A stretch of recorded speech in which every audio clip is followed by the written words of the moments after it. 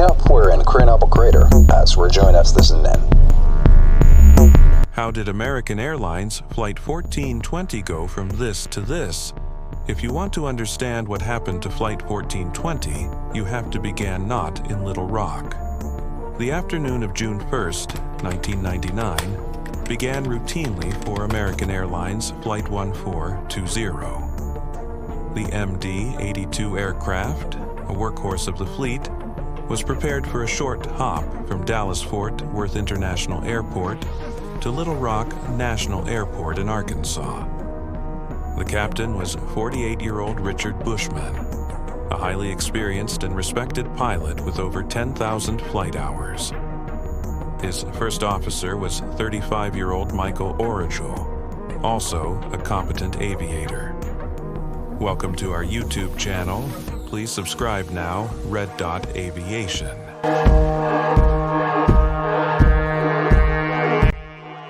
The flight departed Dallas at 5:40 p.m., carrying 139 passengers and 6 crew members. The journey was unremarkable.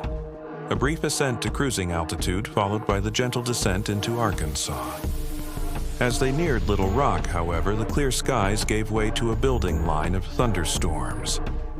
Air traffic control warned the crew of significant weather activity, including heavy rain, hail, and strong winds. Captain Bushman and First Officer Orijo were aware of the deteriorating conditions. They were also acutely conscious of their duty to get their passengers to their destination. They discussed the situation, knowing that the storm cell was moving directly over the airport. A delay was inevitable. Air traffic control placed them in a holding pattern, and for nearly an hour, Flight 1420 circled, burning fuel and waiting for a break in the weather. The tension in the cockpit grew. The pilots were approaching their legal duty time limits. A diversion to an alternate airport, like Nashville or Shreveport, was a possibility, but it would create a significant inconvenience for everyone on board. At 11:40 p.m., after a long and fatiguing wait, air traffic control finally cleared them for an approach to runway 4R. The break in the weather was brief. A severe thunderstorm warning had just been issued for the airport. At 20 minutes to 12, the controller cleared the flight to descend to 3,000 feet. He then asked the flight crew about the weather on the final approach to runway 22 left, stating that the black and white weather radar he had in the tower was much worse than the color-coded display the pilots had on board. First Officer Orijo responded that he could see the airport from where he was, and that the storm was further away than the controller thought. The controller offered the pilots a visual approach to the airport, meaning an approach where they could fly to the runway by sight. There were still intermittent clouds between the plane and the airport, however, and Orijo told the controller that he'd rather be directed to the runway via compass headings. The storm was really beginning to pick up at this point. The approach was fast and unstable. The pilots, rushing to land before the storm hit with full force, neglected to complete crucial checklist items. In their haste, they failed to arm the aircraft's spoilers, devices on the wings that kill lift upon landing and ensure the plane stays firmly on the ground.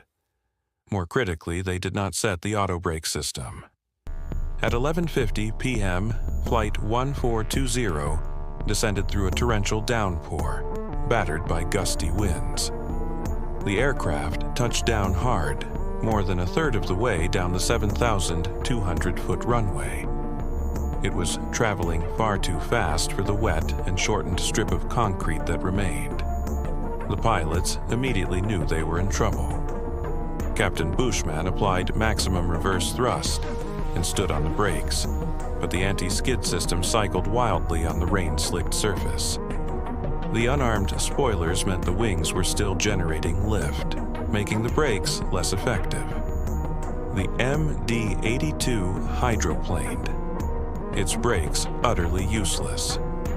It rocketed past the end of the runway at over 100 miles per hour. It tore through a chain-link fence, smashed through an instrument landing system antenna and hurtled down an embankment toward the dark, swollen waters of the Arkansas River.